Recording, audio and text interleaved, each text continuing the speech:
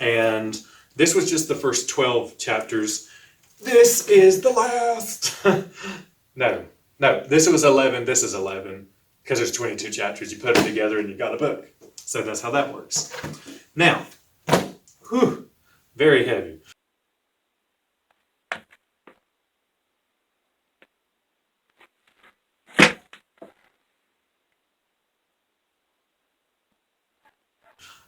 So that's just the printed, kind of finalized version of what was on my flash drives and stuff.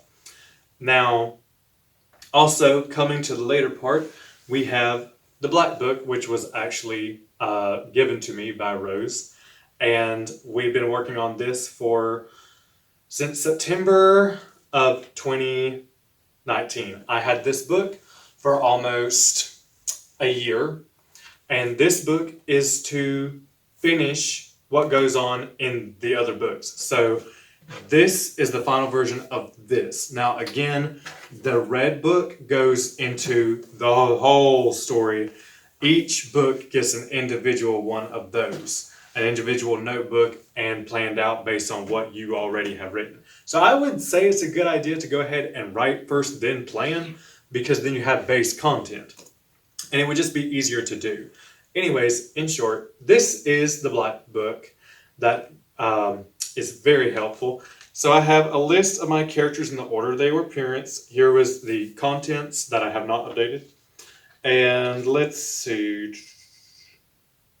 Without looking at any spoilers, okay, so I'm covering the spoilers. We have a person's name. So we have, each character has 2 pages until the last character. So we have a drawing of their original costume and what their alternate costume might look like. In this case, we have Hurricane. We have who he was, what his real name, his origins, his where he lives, affiliations, allies, weapons, abilities, and his memorable lines, which I just love. And then, of course, the notable attributes. Everything they did just in the first book alone that I am not covering up. Okay, so then we have done this for over 70 pages worth of characters. Again, 35 times 2. You know, I'm bad at math, but I think I got that right. But for the last character, we have, you know, their master plan here, and we have their lines. This is just lines, unlike the other ones. And then their notable attributes, which is giving me arthritis just looking at it. So anyways, we do have a lot of other things. We have a list of what happened to everybody. Well, maybe I should do it this way. The chapter significance is rewritten in its final form. And pretty much this acts as a tool to help us to look at what the book said without having to read the whole book again. So that's what's really helpful here. We also have items and pictures. I'll show a quick glance of that real quick. And like each place has a description as what it is bringing about next. And currently, I am working on completing the locations. So in this case, here is one location, and we have sketches with those. None of the drawings are officially completed yet, but because it is so extensive, trying to take everything from this part that was actually planned, that is now actually in text, that is definitely in text. Now I understand that literary agents and publishers will suggest edits and change things and stuff, but I'm going to have a whole section on there for that, trivia, backstories, and everything that I had in mind for the book before we move on to the publishing process. Now, none of this includes the publishing process, okay? That is going to be a video for another time because we're still learning on doing that. But this is just the writing process, so don't get me wrong. It is not about publishing, it's about the writing. And I know sometimes it doesn't have to be this extensive. A project can be as big or as small as you want it to be, but again, this is for more like in-depth works that require, where's this person at this point? What's happening here? How do they interact with this? What are their motives? Which is actually something I don't have written down. But anyways, I do have a file. I've been using these with charcoal pencils sent by Rose. It is graphite Derwent 9B through 9H shipped from the UK. And so I've been drawing that with what she sent me. And I also have files, including all of the drawings involved, some other unused ideas that I might use for the later story arcs. And let's see, so the drawing I showed you a few minutes ago is somewhere in here. Well, let's show a different character. Okay, here's the one who comes before him. This is chapter 7. So that's not Jexter, but this is Jared.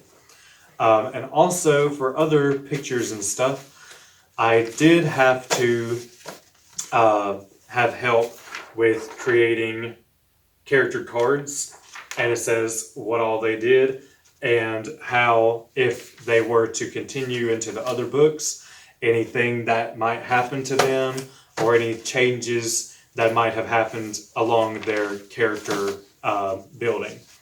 So, and I do have some other things. I also have some maps and some blown up poster boards for stories and timelines, but I may show that later. There's a lot of spoilers involved, so I'm not entirely sure yet. Now, I found these to be really helpful index cards. When developing a world timeline, you want to make sure that you write down an event and that you write it down in chronological order. This helps with chronological order. So you see I have my, not this one, not that one, but we have the creation story, and then on the back I have how the creation story worked in my book. And just like, say, in if something happened in chronological order, there's something from season 5 or season 7 of a TV show, but chronologically would have happened earlier in the timeline and stuff. So it's pretty interesting to do that.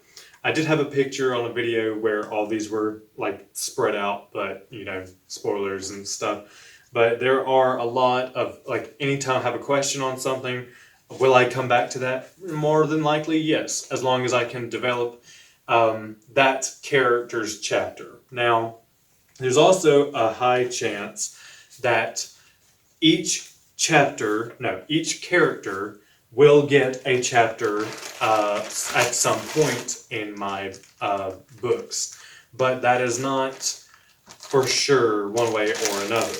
But I mean, it just depends on what their story is at that point. Now, I realized in mid-development of this that this project stopped being about a beginning and it was mostly about a middle.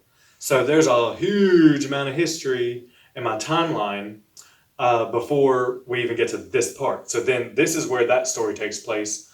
Here's the sequels, but on the opposite ends of the spectrum, there's a ton of history and a lot of midquels, and it's taking these things to realize how that operates in constructing a timeline.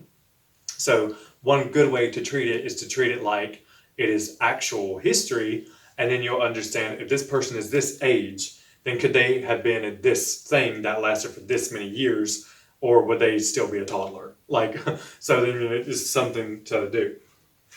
And one of the biggest things I have is the world timeline. Now, this notebook is like these notebooks for all of the individual books, but it is put together in one.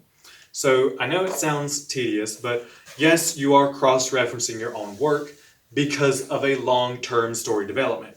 You're talking about publishing book A, but something in book A happens that's going to be in book H, which is like your 8th book, or book J, or whatever it may be. So you want to make sure that these cause and effect things are happening, and that you're not led with a bunch of plot holes or questions from your audience. Because if your book is generating more questions and not enough answers, it's not going to be worth it. I have come across a lot of questions just by reading my own book to friends and family, and they understand now, especially, that I am going to get to that point, but it's going to take a while in this entire span of the timeline. The book is not just centered around 35 characters. This one is. The next one is going to have, a couple new characters, some old faces and things like that. So anyways, one of the biggest things I have going on is the world timeline constructed here, as well as rules for my own stuff. So this is part of the greater timeline, and hopefully back up where you can't really see what it says. We got creation, a couple things. All of this, not even in the first book. All of this happens within the next book and things like that. So I'm just trying to figure out when this will work into the story. And then what we actually have of the book is about this much. So the first book really covers about this much material, mostly in the present day. And we have, let's see, then this is just that world timeline again by a list of events and things that I've been working on. And one of the other things I've got through my laptop is the origin stories of those things to help me write them when I do have ideas from this book. So it all goes together and it all flows really well when it does come together. It just takes a while for it to, and it depends on if you have base content first.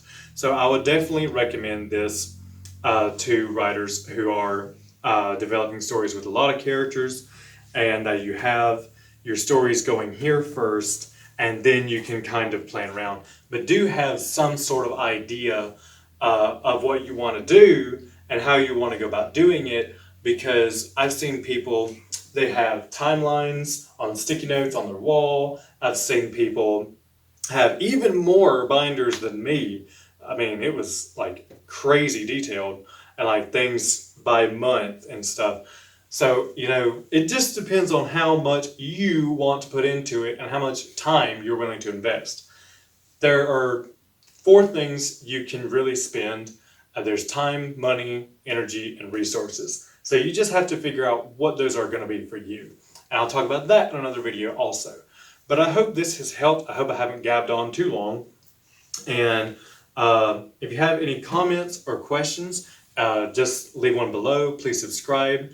And just, yeah, if you need help with anything, maybe shoot us a message and we can see what we can do. And thank you for your time. And with love in Christ, have a blessed day. Bye. And please remember to like, comment, subscribe, and share our videos.